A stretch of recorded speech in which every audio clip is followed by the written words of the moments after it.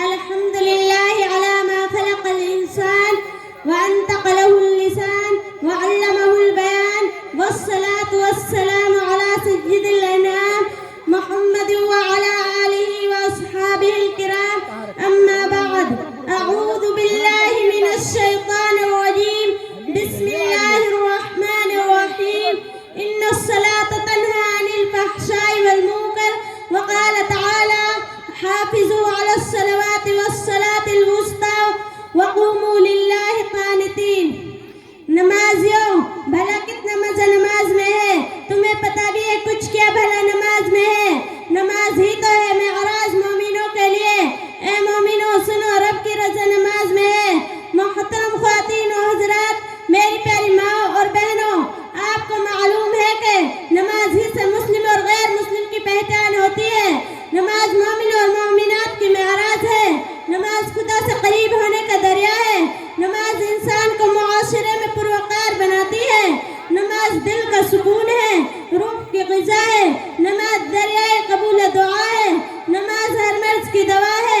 جب کوئی مومن یا مومنہ اس دنیا فانی کو خیر بات کہہ کر دارالبقا کا سفر کرتی ہے تو سب سے پہلی منزل اس کی قبر ہوتی ہے.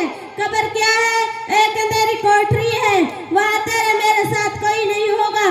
میں اور میری تنہائی، تو اور تیری تنہائی. قبر کی وحشتناک اندھیرا جس کے تصور سے روح کانپتی ہے، بدن لرز جاتا ہے. ہائے ہائے قبر کی وحشتناکی. نہ باپ کام آتا ہے نہ بیٹا، نہ ماں کام آتی ہے نہ بیٹی، نہ بیوی نہ شوہر. وہاں بے یار و مددگار، نہ مونس و غمخوار. ایسے ظلمت بھرے سناٹے میں نماز کا نور ہی مومن اور مومنہ کے لیے تسکین کا باعث ہوگا. حدیث میں آتا ہے کہ جب میت قبر میں رکھی جاتی ہے اور کونٹل مٹی ڈال کر بند کر دی جاتی ہے تو منکر نکیر سوالات کی بوچھار کرنے کے لیے تیار کھڑے نظر آتے ہیں. ایسے میں نمازی بیدار ہوتا ہے اور اسے عصر کا وقت ڈھلتا ہوا دکھائی دیتا ہے. وہ نمازی مرد یا عورت کہتی ہے لاؤ مجھے جلدی وضو کرنے دو، نماز کا وقت تنگ ہوا جاتا ہے. فرشتوں کی طرف سے جواب ملتا ہے یہ دار العمل نہیں، یہ دار الجزا ہے. جو کچھ تم نے عمل کیا ہے اس کا بدلہ دیا جائے گا. لہٰذا تم نے دنیا میں بہت نمازیں پڑھی ہیں، یہاں آرام سے سو جائیے. اس کے برعکس بے نمازی جو ہی قبر میں داخل ہوتا ہے اسے قبر میں طرح طرح کی تکلیف اور مصیبتوں میں مبتلا کیا جاتا ہے. اس پر سانپ اور بچھو مسلط کر دیے جاتے ہیں. میری ماں اور بہنوں، نمازوں کا پورا اہتمام کرو. نماز آدمی کو بے حیائی سے روکتی ہے.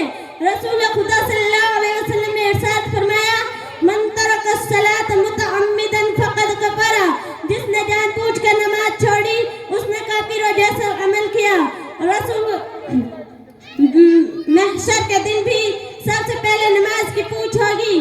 کسی نے کیا خوب کہا ہے، وہی اب بھی ہے مسجدیں، وہی آج بھی ہے جبین. کہاں کھو گئی نمازیں، کہاں سو گئے نمازی. گر تو ہے مسلمان تو نمازوں میں دل لگا، گر تجھ میں ہے ایمان تو نمازوں میں دل لگا.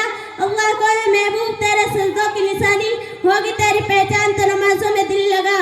وقت کم ہونے کے باعث میں اپنی بات کو یہیں پر ختم کرتی ہوں. وما علینا الا البلاغ المبین. ماشاءاللہ، بہت خوب.